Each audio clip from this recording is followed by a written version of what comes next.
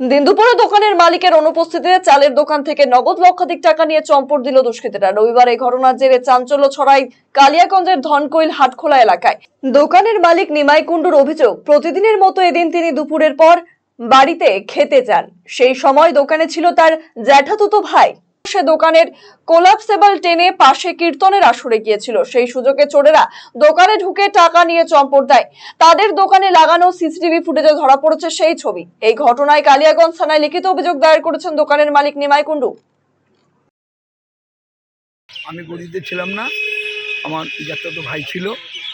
আমি বাড়িতে খেতে গিয়েছিলাম, তখন ও গ্রিলটা আটকায়ে মানে ক্যাশ বক্সের চাবিটা মারে নাই। হ্যাঁ, ও পাশে কীর্তন হচ্ছে, ওখানে গেছিলো এই 5-7 মিনিটের জন্য।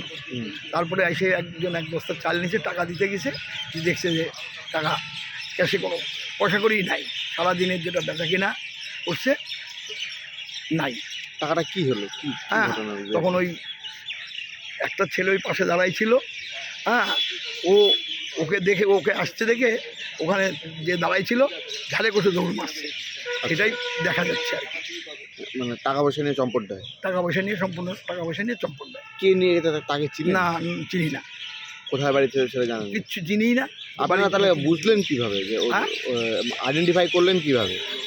ও অন্য দোকান থেকে ও দাঁড়ায় ফলো করছিল, সেটা পাশের দোকানদার বলছে, ওখানে দাঁড়াই ছিল।